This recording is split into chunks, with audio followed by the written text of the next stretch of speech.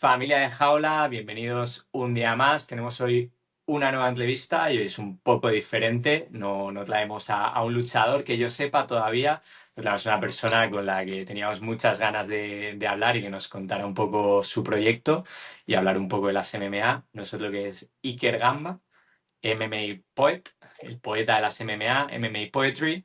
Iker, ¿cómo estás? Ulises, un gusto saludarte, un gusto saludar a toda la gente de Jaula que nos está viendo y nada, gracias por la invitación.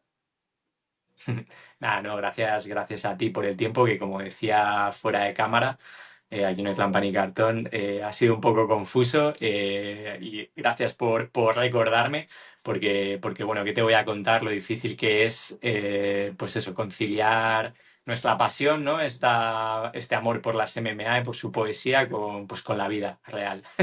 Pero en ese hilo, cuéntanos ¿cómo es tu proyecto para quien no te conozca? MMA Poetry, Iker como persona, ¿cómo has empezado en este mundo y qué es lo que quieres hacer con tu proyecto de MMA Poet? Pues mira, es una historia muy larga, pero empecé con las MMA, o sea, Mm. mi gusto por el deporte empezó más o menos en 2014, 2015. Llevo entrenando kickboxing y box desde que era chiquito. Entonces ahí fue cuando me fui desenvolviendo en las artes marciales. Y la primera vez que vi un evento en vivo fue cuando Caín vino a defender su cinturón aquí a la Ciudad de México. Mi hermano mayor es actor, su nombre es Giuseppe, y Jus me llevó a ese evento, ¿no? A conocer un poquito más sobre las artes marciales mixtas, sobre la UFC, y me enamoré del deporte y desde ahí empecé a seguir muchísimo la UFC. Tuve la oportunidad después de ir a un pay-per-view cuando terminé preparatoria en Chicago, justamente para Cejudo Moraes, y ahí fue como un viaje que a mí me afirmó que yo quería hacer esto, ¿no? Creo mi página, este, empiezo a Iker, hacer contenido. perdona que Claro. te interrumpa, Iker, porque te estoy oyendo con algo de interrupciones. Quiero saber si tú me estás oyendo bien, sobre todo para que no se pierda el mensaje, porque a partir de que nos estabas contando que fuiste en 2014 a la defensa de Caín, has dicho, ¿verdad? De Caín contra Verdún, justamente, De en la Caín, en Ciudad de plan México. de high altitude Caín, ¿no? Mm. Contigo nació la leyenda prácticamente.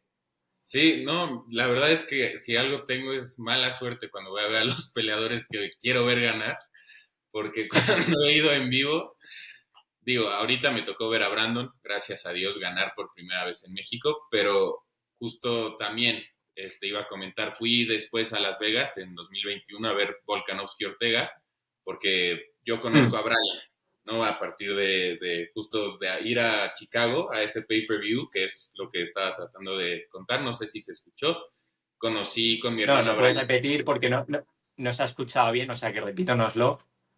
Claro, pues bueno, como te comentaba, primera vez que voy a un evento en vivo, Caín Verdún, y la segunda, que fue ya más una afirmación como de que realmente me quería meter al medio, ¿no? De las artes marciales mixtas, fue en Chicago. Fui al pay-per-view de UFC 238, Cejudo Moraes, y fui con mi hermano mayor, mi hermano Giuseppe me llevó como de viaje de preparatoria porque los dos nunca habíamos ido a un evento UFC fuera de México, más que una vez que él fue a ver Khabib Conor, precisamente.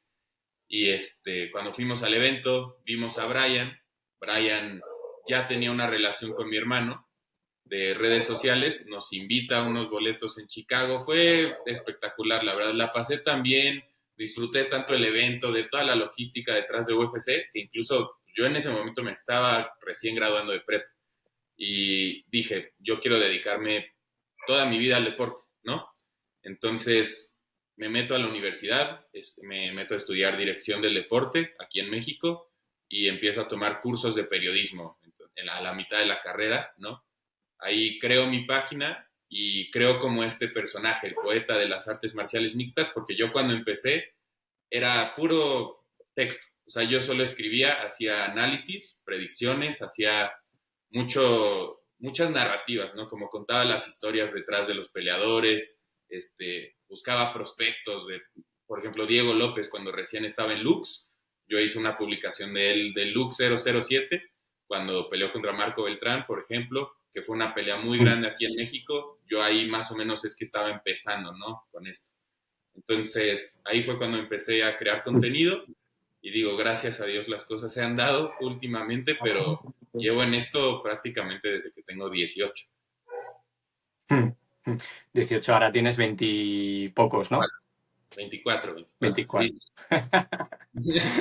Bueno, es algo que justo has dado un par de apuntes, que es algo que yo vi mucho en México en esa pelea que el bueno de Brandon pudo ganar, como estabas contando, y que me da mucha envidia que ahora en España estamos viviendo, y eso justo lo he hablado con Marco Betlán, que como bien sabe la gente de Jaula, pues está viviendo en Barcelona, hacemos análisis en nuestro podcast de iPod, que está ahora en una pequeña pausa, pero tenemos que recuperar. Y es que la fuerza que ha tenido México en las MMA pues ha impulsado que gente como tú con mucha pasión lleve una trayectoria que muchos pues estamos haciendo ahora en España mucho más tarde, porque ahora hay un público por fin en España como lleva tiempo habiéndolo en México, y sobre todo ya llegaremos al nivel de luchadores que hay en México, que tú solo pues los que has mencionado, pues ya sea Jair, Brandon, Cain en su momento como Tex-Mex, digamos. Brian también, que bueno, es americano, pero también es con orgullo mexicano. O sea que nada, ahí hay un recorrido bastante, bastante bueno. Qué curioso las vueltas que da la vida, que justo mencionabas esa pelea de Lux entre Diego y Marco, porque bueno, salió hace poco un poco a la luz otra vez por toda la historia que tuvieron pues Marco y Diego y Marco con el gimnasio de Diego en general, que ya hicimos la explicación de Marco en su momento. No hemos oído la de Diego, nos encantaría escucharla. Pero bueno, me da pie justo toda esta historia, no a preguntarte por ella, sino a hablar de Noche UFC. Porque bueno, ¿quién mejor que para contarnos que alguien que está en México, que lleva sus 6 años de trayectoria, escuchando un poco lo que se dice y sabiendo un poco el recorrido? Y tú y yo hablábamos bueno, en privado, ¿no? Y creo que también fueron en comentarios públicos, si pues Jair tenía que encabezar, si no tenía que encabezar, un poco el motivo que yo argumentaba. No era que pensara que tuviera que hacerlo, sino que todo apuntaba a ello. Ahora tenemos Noche UFC, por desgracia, fuera de México, en un Fight Night. No sé, con estas nuevas características, ¿tú cómo lo ves? ¿O quién crees que puede encabezarlo? No ya información, sino pura opinión. Si tienes una información de primera mano y la quieres dar aquí, genial, pero vamos. Ojalá, ojalá la tuviera, hermano, ojalá la tuviera y feliz te la daría, pero la verdad no tengo ninguna información. Lo único que yo sí creo firmemente es que la UFC últimamente está haciendo un muy buen trabajo en jalar a los fans a ver el deporte, eso no digo que no, pero están perdiendo la esencia de, que es lo que yo platicaba contigo, ¿no? Como de esas peleas que realmente son mérito, o sea, por mérito, simple y sencillamente, ¿no? El hecho de que Belal Muhammad tuvo que ganar 10 peleas al hilo, ganarle a todos para conseguir una pelea al título, yo entiendo la narrativa de los fans, ¿no? O sea, me queda muy claro cuál es, pero a lo que yo voy es, alguien como Evloev contra Volkanovski tiene que suceder, ¿no? Y por el otro lado, justo hablando de Noche UFC, que es lo que te voy a decir, yo creo que el evento estelar está más que claro, tiene que ser Diego contra Yair. ¿Por qué? Porque es la única pelea que realmente hace sentido para el evento. Y no lo digo porque Brandon Moreno no pudiera estelarizar, no lo digo porque Yair no pueda estelarizar contra alguien más, o incluso Alexa pueda estelarizar.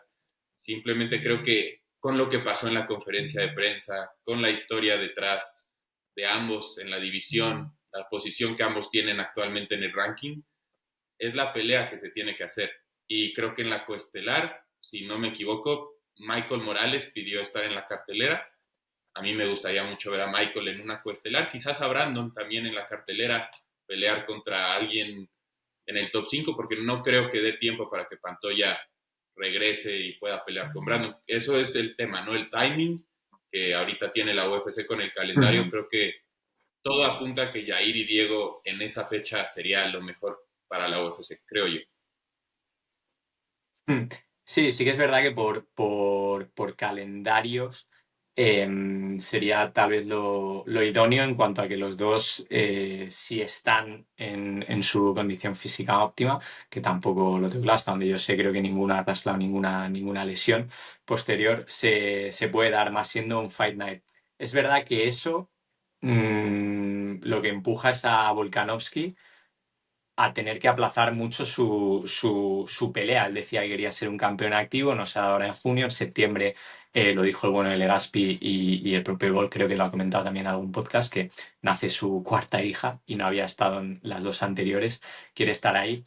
Ahí el problema que veo de calendarios es decir, bueno, si Jair y Diego pelean, si Evloev ha peleado con Pico ahora en julio, bueno, sí, no hay problema, puede volver en octubre, noviembre, pero si por lo que sea gana Pico, ya es más complicado darle un título a él y ahí ya te ves en otra dicotomía de decir, bueno, ¿y ahora qué hacemos con Volk? ¿A quién le ponemos? Pero bueno, también es tiempo al tiempo. UFC, como tú dices, siempre intenta montar las mejores peleas, puede que haya perdido algo de esencia. Pero bueno, lo que está últimamente haciendo es esperar bastante para anunciar las carteleras y a los hechos me remito de UFC 317 International Fight Week, que ahora hablaremos. Pero bueno, antes de pasar a UFC 317 y UFC 316, que también quería saber un poco tu opinión ya que es este fin de semana. Para esa noche UFC creo que también estaba Cel Hoover, ¿no? Con Michael Johnson. No sé si lo habían confirmado ya para esa fecha o era antes, la verdad. La habían confirmado para International Fight Week, pero la movieron para Nueva Orleans, Poirier Holloway. Ah, 318, perfecto, perfecto. Bueno, digo, porque también el Hoover en noche UFC sería una gran cartelera. Nos has mencionado por ahí, Brandon, tal vez con un top 5 podía ser alguien que encajara en esa noche UFC, que fuera una Fight Night, pero con muy buenos nombres. No sé qué otros peleadores mexicanos podríamos ver o te gustaría ver en esa cartelera de noche UFC. A mí así de primeras me viene David Martínez, porque me parece que es una historia espectacular, la suya y con su hermana. Y también, bueno, el bueno de Chairez, porque con esa victoria que tuvo en Arena CDMX, creo que también podría ser un muy buen nombre. No sé si puede bajar al Mosca en tan poco tiempo, la verdad. Su corte fue duro. Pero bueno, Es- ¿quién te gustaría a ti ver más? a mí me gustaría, como te menciono, la estelar. Yo sí pondría Diego contra Yair, 100%. Michael Morales contra alguien en el top 5. Vi el rumor de Leon. A mí me gusta mucho esa pelea. Creo que esa pelea ahorita es la única, además, que puede tener en el top 5 porque Shavkat y Belal van a estar fuera un rato y los demás ya tienen pelea, ¿no? Entonces, Leon contra Michael me parece una muy buena pelea. Y si no, Ian Gary, porque Michael la ha estado pidiendo. Ambos son la nueva sangre de la división. Me gustaría mucho ver esa pelea. Brandon Moreno, es que justo esto lo hago en mi página. Hago carteleras de vez en cuando, diseños. Y justo este fue como la pelea que yo puse Brandon Moreno contra Kyoji Horiguchi, que acaba de firmar de Rising.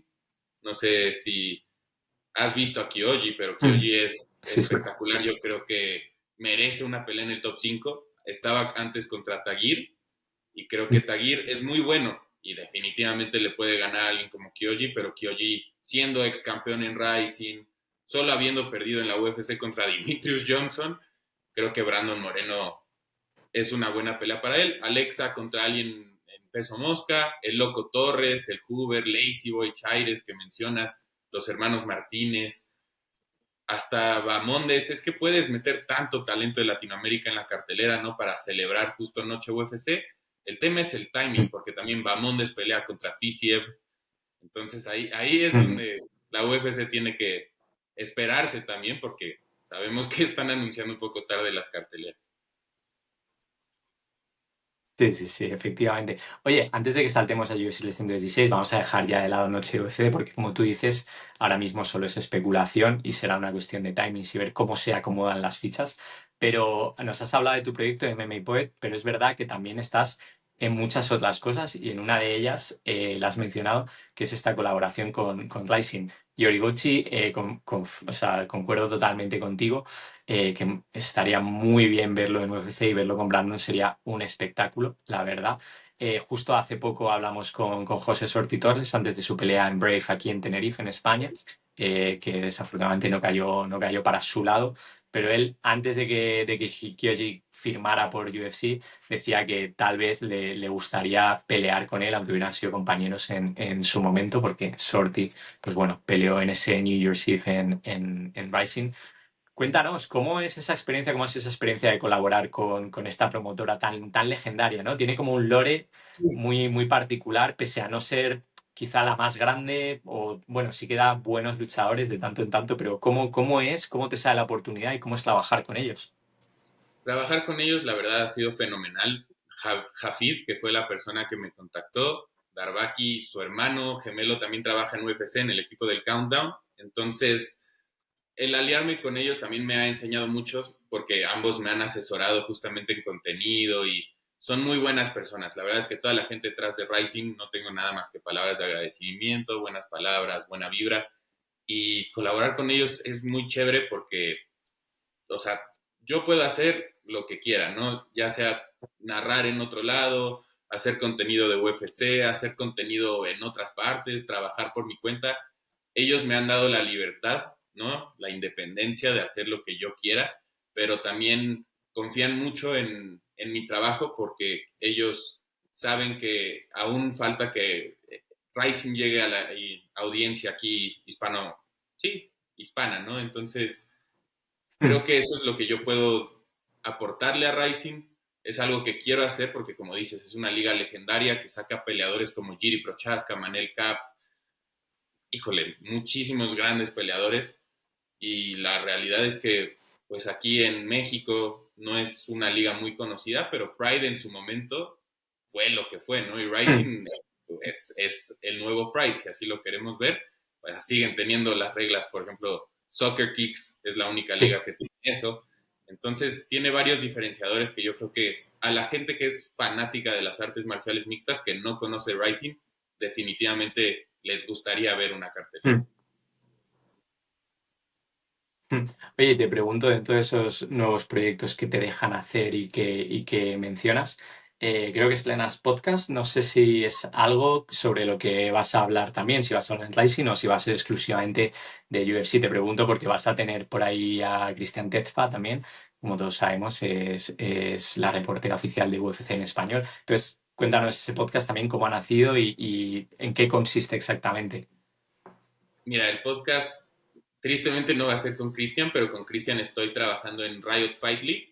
El podcast que voy a hacer va Ah, a de ser acuerdo, perdón. con Natalia Rivera, que es la que trabaja en Fox Sports México, narradora Perdón. de UFC. No te preocupes. Y la verdad estoy muy emocionado por el proyecto. Cristian también no sé si has tenido el placer de conocerla, pero es alguien que no Sí. para de trabajar todo el día. Entonces, es alguien a quien yo admiro muchísimo. Natalia también tiene esa mentalidad y yo soy un poco parecido. A mí me gusta moverme, ¿no? Buscar hacer nuevos proyectos. El podcast, la idea es que sí sea principalmente de UFC, pero también, por ejemplo, cuando hay un evento importante de Rising, Natalia narra Invicta, PFL, entonces también vamos a tener algunos análisis, debates, picks de PFL, de Invicta.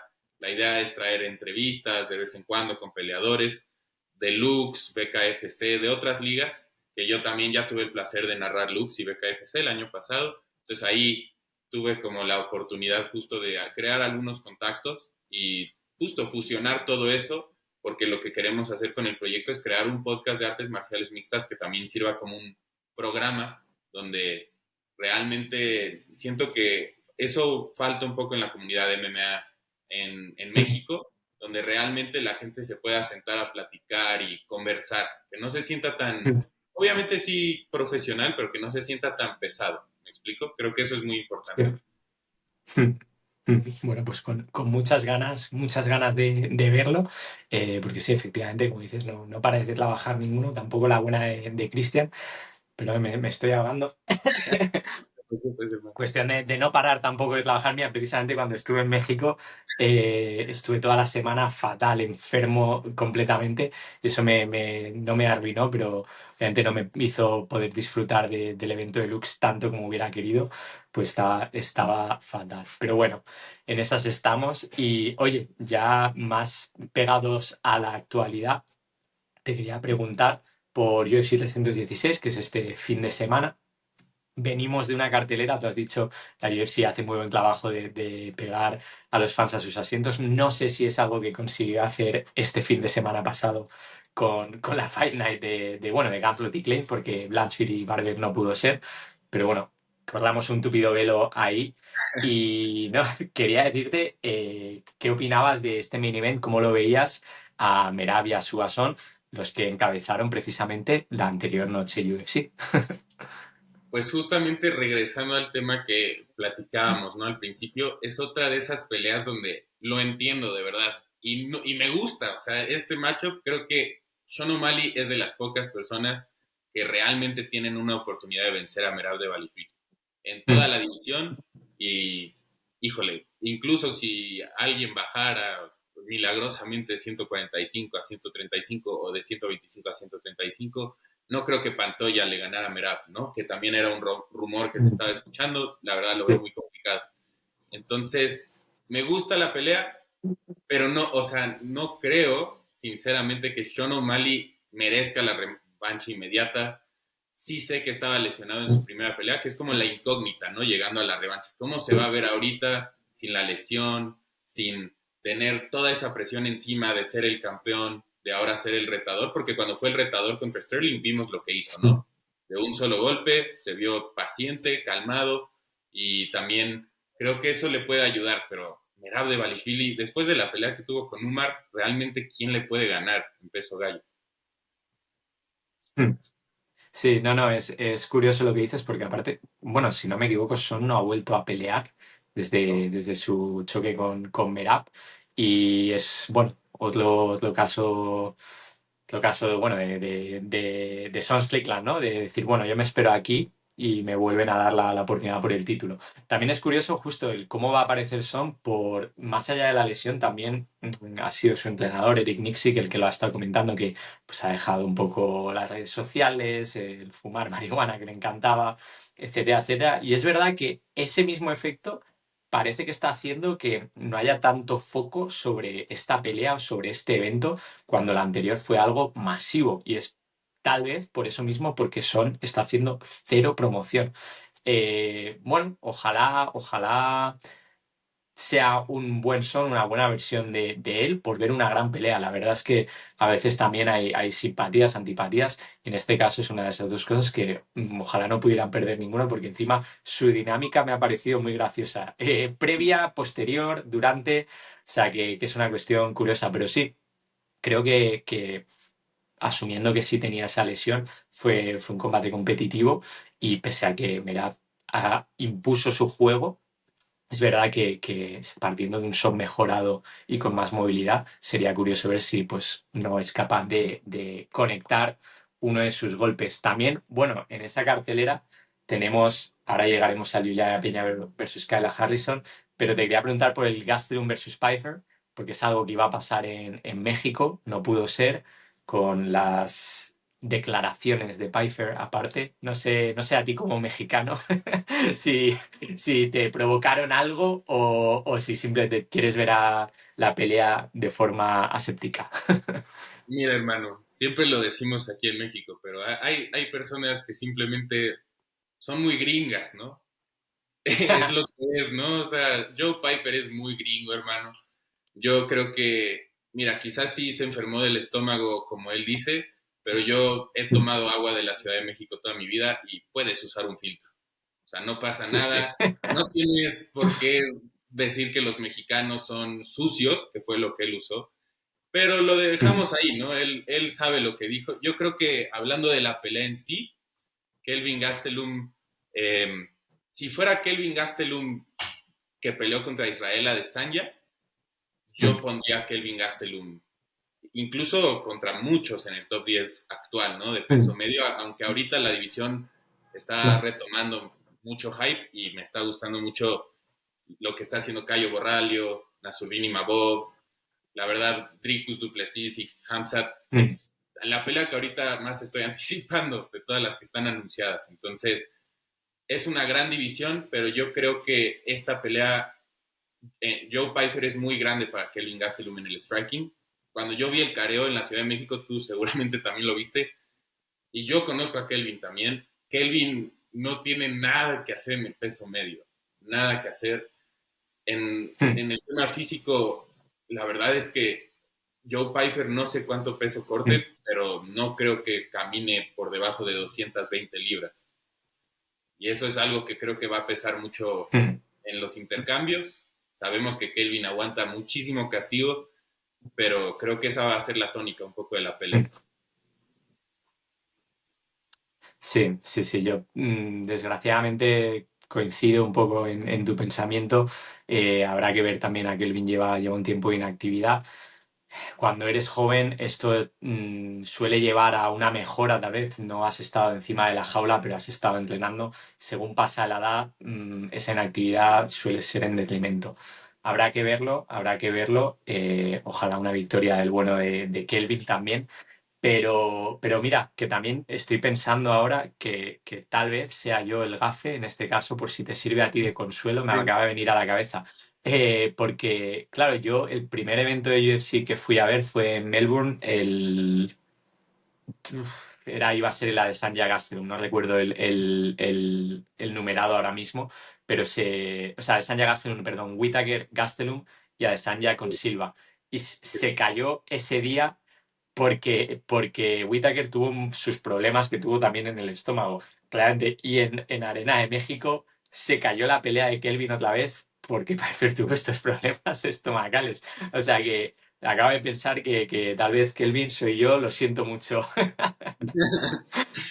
Así que ay, bueno, no están en esa pelea, pero en el co-main event tenemos otra pelea que no que sea una incógnita, pero que la verdad no he visto, bueno, estoy viendo ahora las apuestas, es una -600 favorita Kayla Harrison, que me parece subestimar de nuevo a Juliana Peña, la verdad. No, sí, no de termino de acuerdo. entender.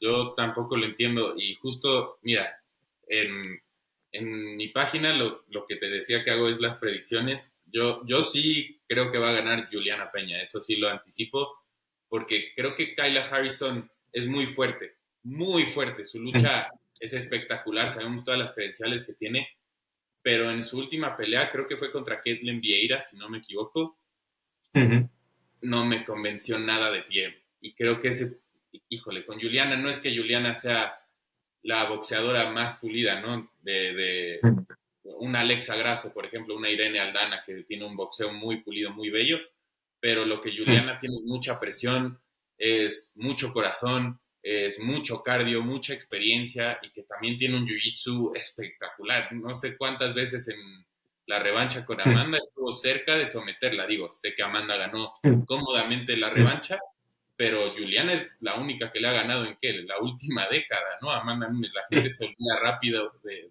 eso, ¿no? ujú, Yo estoy de acuerdo, ujú, aparte viene apoyada de Belal Muhammad, que viene de ganar el campeonato, de Jair, Mike Valle, es un equipazo ahí en Chicago. Yo la verdad sí creo que Juliana Peña está siendo subestimada, pero sabemos también que Kyla Harrison definitivamente es alguien que si alcanza su máximo potencial como artista marcial puede ser la campeona por muchísimo tiempo. ujú. Sí, sí, totalmente. Y aparte que no le ha afectado nada los recortes de peso, que era un tema que al principio se veía con un poco de miedo. Y es verdad que ha llegado a todo de forma muy profesional y sin perder esa musculatura que es espectacular, la verdad. O sea, para el tamaño que tiene para su división. Bueno, habrá que verlo. Es verdad que Juliana sí consigue esa victoria frente a Kayla. Bueno, habrán sido dos grandes upsets los suyos. No sé, después de eso, la verdad, qué más habría para ella o qué más le podría motivarse. No es que ya encuentra la motivación muy, muy rápido. Oye, nos estamos yendo casi a la media hora, o sea que vamos a dejar análisis en estas tres peleas, aunque es una cartelera muy buena.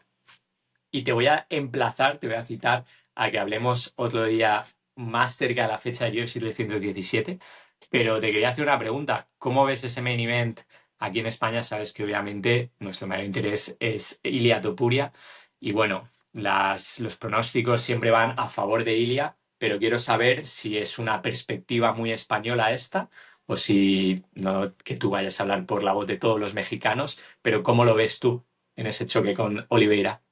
Mira, yo creo que hablo por la voz de todas las personas que seguimos las MMA y hablamos español. Es imposible no apreciar, no ser fan de Ilia Topuria. Ya sea que seas fan de él como peleador, fuera de la jaula o en ambos.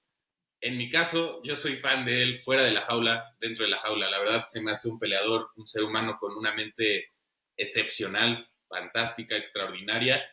Y bueno, como campeón, como artista marcial, me cuesta trabajo ver a alguien que le dé reto. A mí, justo ahorita que hablamos de peleas que tuvieron que haber pasado, todos sabemos cuál es la pelea que tuvo que haber pasado, ¿no? Isla Milia, no había razón de verdad para que no sucediera porque entiendo que Islam dejara el título vacante, ¿no? Pero lo pudo haber dejado vacante después de 3-17, ¿no?